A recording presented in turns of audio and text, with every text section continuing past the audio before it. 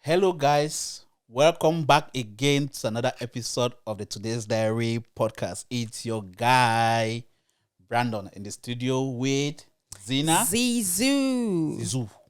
You've got Zizu to my right. And right behind the camera, our engineer guy, you've got Ayo.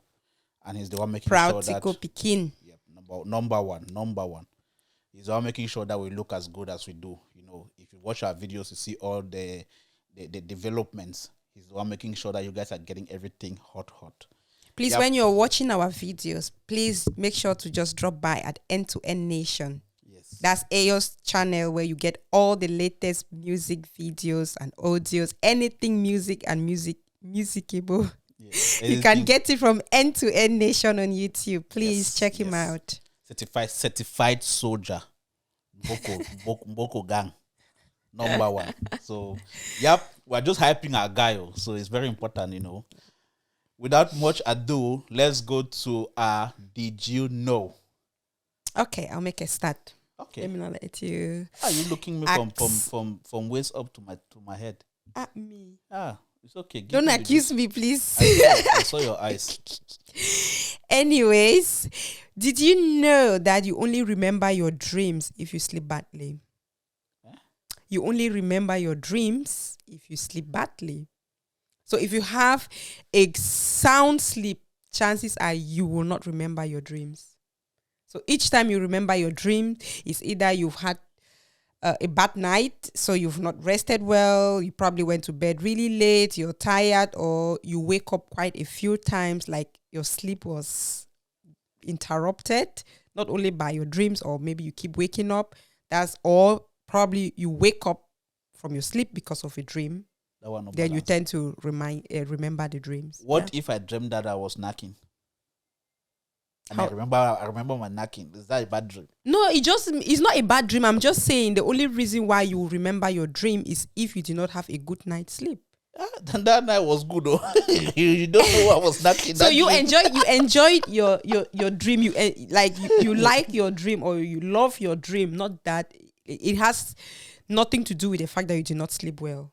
Okay. Yeah, your dream is separate from the fact that the reason you can only remember the dream is because you did not sleep well. Okay, so I was tired. The whole thing, I've not had a good night rest. Yeah. That's it. Yeah. Because if it was just that I did not sleep well, it's those days that I did not enjoy the dream. I enjoyed the dream because another dreams that I dream that I'm in a club with PDD and with Gross. PDD? And I'm popping champagnes. I'm moving champagne with my teeth. Can you imagine? So I'm wearing diamond chains with outside Flamio that's looking at me with diamonds on my neck. Oh my I'm jumping off Maybachs. Yeah, so you had a good dream, not a good sleep. That's what I'm trying to say. Try to differentiate. There's a difference between a good night's sleep and a good dream. So what I'm saying is the fact that you can remember that dream is because you did not have a good night's sleep. Probably because you were too busy in your dream. Okay, because most of the time, for those that are close to me, you've often heard I've narrated my dreams. It's exactly what I like. It's like it happened in real life. Like what I saw in my dreams, I tell it back. Like I was here, this person was standing to my left, this person was, and we're having this. I was celebrating. Even that once I've dreamt of eating a whole meat. Most times I hardly remember my dreams, so now I know why. I'm probably a very good sleeper. Okay. Let's dive to me now. So mine is something that we do every day. Did you know about the origin of a handshake? Okay, no. It started way back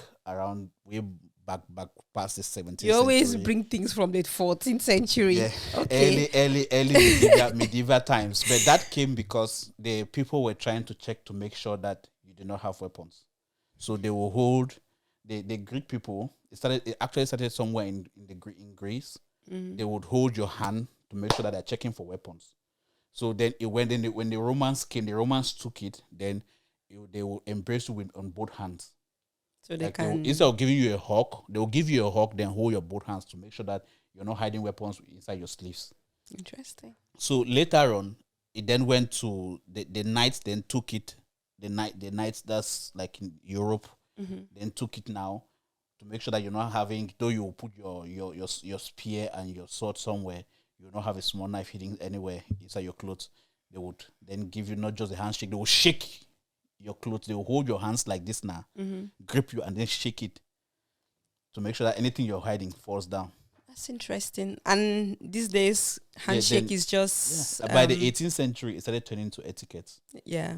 19th century, people started using it for normalities because they wanted an egalitarian idea that is it's not just for soldiers. Yeah. It could be used like some things. There are salutes, there are military salutes, or some things that people now take it to normalize it within the community. It was just like that.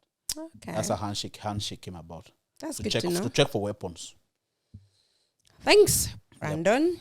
And Yes. on today's episode of Today's Diary, what is on our diary today is we have a few updates on our beloved country, Cameroon. Yes, we came back with a lot, and I told you guys to go and watch Francis Ngannou's match. I hope you did. I was actually very prepared to watch the match, except it didn't last long. It did it. My guy came ready. He said he was doing it for Kobe. Yeah, and he did it for Kobe. He did it for Kobe. You needed to have seen it live, yeah, to understand these things. He was not fighting with hands. He came with sticks, huge timbers, ready to take anything. Yeah.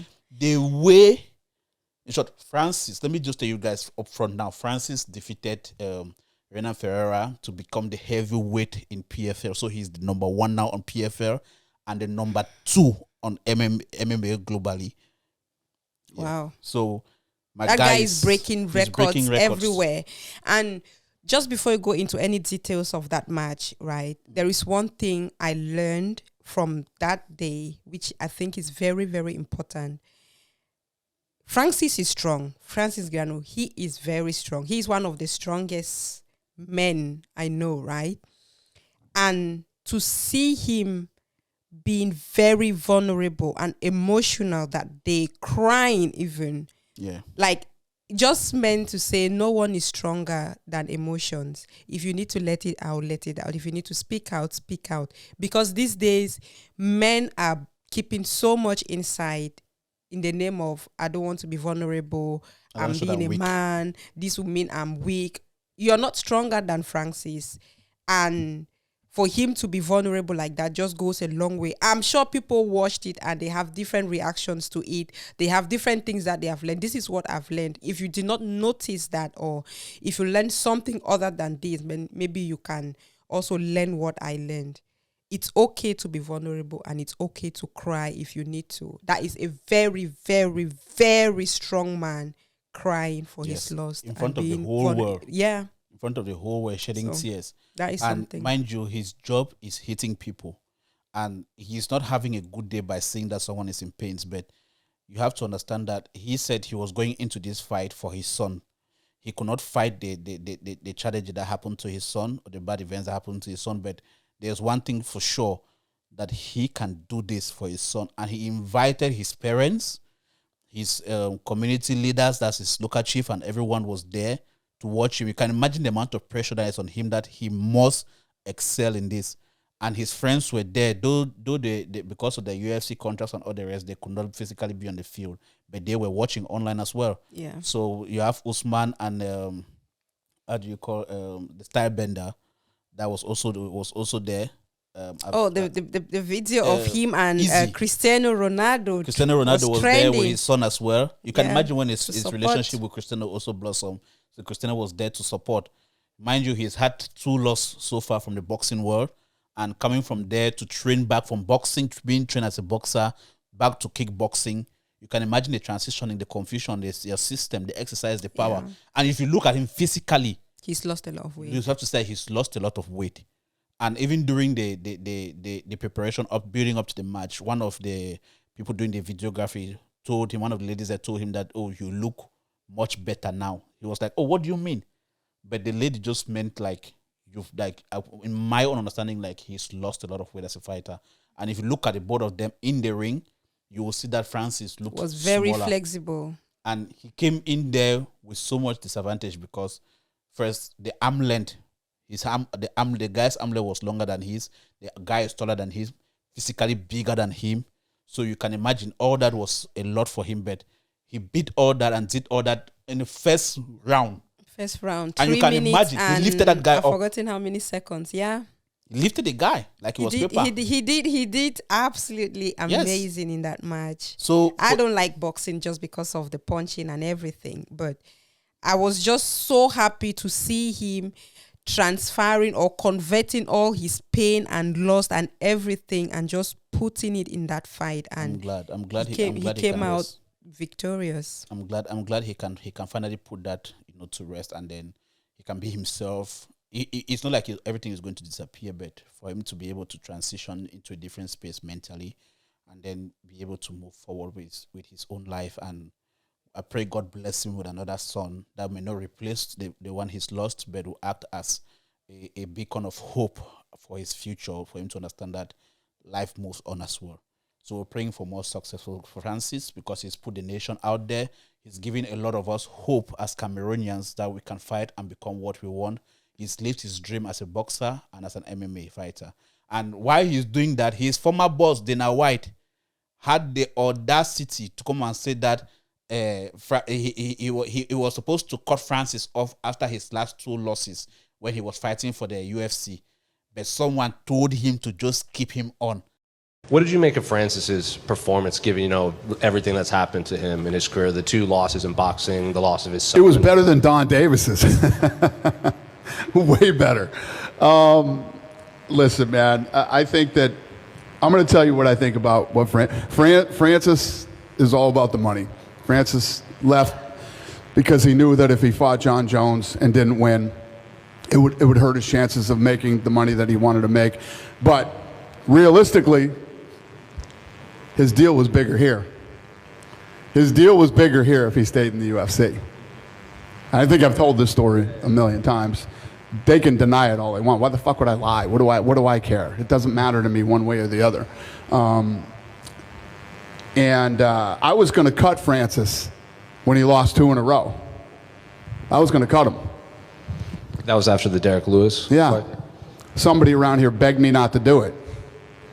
And, so it wouldn't have mattered to me one way or the other, There's a much deeper story to this whole thing, and he would have made more money if he stayed in the UFC. So he didn't want to fight John Jones. That's a fact, my friend. We're moving on. Trying to rubbish Francis' legacy, you understand? Mind you, this was the same guy that underpaid Francis $500K a year. And he's making how many millions per And Francis match used 2 fights to top more than $20 million. 2 fights, but he's been fighting for the UFC for years, and he could not even account for anything for what he's been fighting. For a year, one fight in boxing covers Francis more than 5 years or 10 years fighting with the UFC. I don't care how long he fights for UFC, but one fight in boxing, one alone. We've not even looked at what he did for the PFL, how much it takes him. I mean, at the end of the day, I think that's why there's this saying that as long as you don't give up, right? Yeah. Just keep going and give it time. Everything will fall in place. Definitely. Just don't give up. He himself is saying he knew, of course, that he wanted to fight, but he did not see himself where he is now. It's challenging, yes, but he keeps going, and we have a lot more to see from Francis. Yes, a lot more. The doors it has opened for him, for his family, for the country. Cameroon is being noticed. At first, we had just Samuel Eto'o that was pushing everything. Not just Samuel Eto'o. There's been there are other people. Even when I meet people and I say I'm from Cameroon, like, oh, Roger Milla, the home of football, Roger Milla. So it's not just Samuel Eto'o. Not just Samuel Eto'o. Yeah. My pardon me for that, but at one point, Samuel Eto'o was one of the people that was pushing things. But right now, we have Eto'o, we have Roger Milla, we have Francis Ngannou that's added to the list, we have Yannick Noah, we have also many other people that maybe I cannot, Emmanuel Zimbangos, Andre Onana, what do you mean? There are so many people that we can push out there, the Mbuemos and the rest that are doing a lot in the football scenes. Richard Bona, all of them, they are doing amazing, and they are creating so much impact, vibration and impact.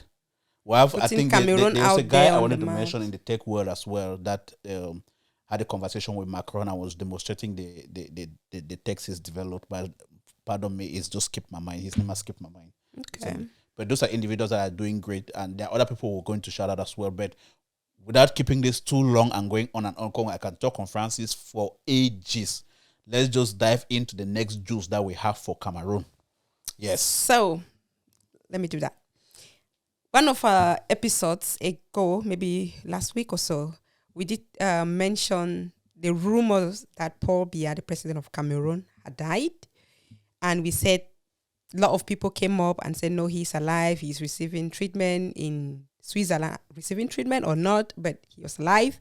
The most important thing is... Baba went to CSM more. Papa P is back in Cameroon and he's looking stronger than ever before. And there was, the welcome party, is it welcome party or the entourage, or it was something else? You want to strike my emotions when you say welcome party. It was a party, whether it was genuine party or paid for, because we've seen videos coming up of people allegedly paying University of Yaoundé too, which is SWA students, carrying them in buses to go and stand on the streets to welcome back the president. That's allegedly, I don't know if it's true, but we've seen videos of that. 2,000 francs at that as compensation or as token to say thank you. There wouldn't be any need if people are just happy to welcome back the president. Anyway, why would you need to pay them?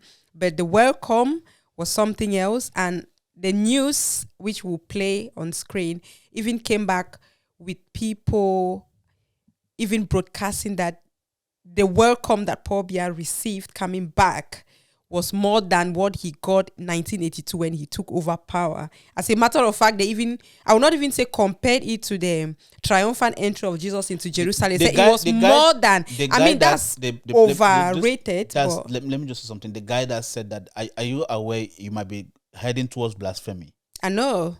Do you want that? Do you want to be unfortunate or what? What is the color of your problem? It's more than the triumphant entry of Jesus into Jerusalem.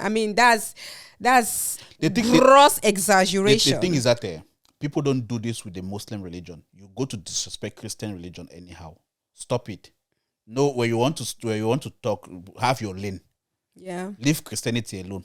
You don't do that with Muslim religion to say that it was more than Muhammad's entry. You don't do that, but you find it easy to talk about that it was more than Jesus Christ. Have praise who you're praising, quite all right. Do what you want to do. Whether it's genuine praise or it's paid for praise or it's praise for whatever reasons, but let's have shame. Yes, basically. Have some decorum. Try and be demure about what you're saying. And he's back active in office. We've had pictures coming up, seeing him very active in office, even doing some cabinet reshufflements and so on. So it shows that he has rejuvenated. Baba came back. Papa P is back. They used to put that Undertaker bear in wrestling when we were kids. Bang! That's how he came back. Yeah. So you guys are joking. You thought I was gonna be. I'm back. Yep.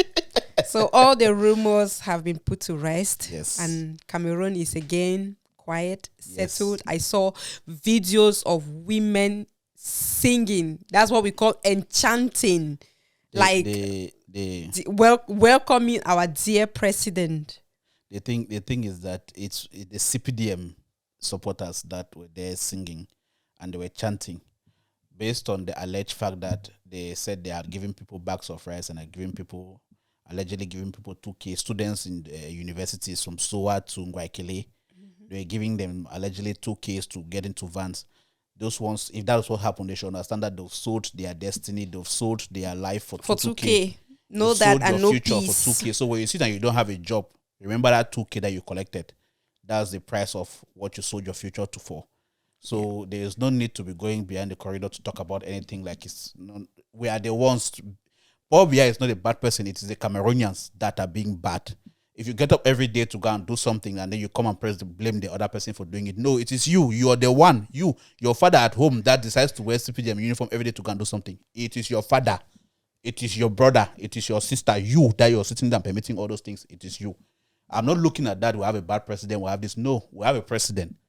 We have a president and we are enabling anything that is going on in the country. Cameroonians have just find it okay, up to the level that it's you can. Sometimes I wonder if it's that we have just gotten comfortable with the situation. And we are just, you know what, I cannot change this situation, so let me just leave and get what I can get out of the system while it lasts, or because I don't know. Anyways, that's our 2 cents on the matter, and we have more news from La Continent. Hey, wonder shall never end. So things are happening. Every day we have new things. If we want that to keep country on is speaking, bubbling. The amount of fire that is under the pot of Cameroon air, that fire can cook conchaff. I'm telling you, the amount of fire that's under Cameroon. Drop it now. See, keep people suspense. Just I think this week there is news circulating all over. As a matter of fact, let me just say, Longue Longue himself posted a video that he was being tortured. That video, when I watched that video, I literally cried.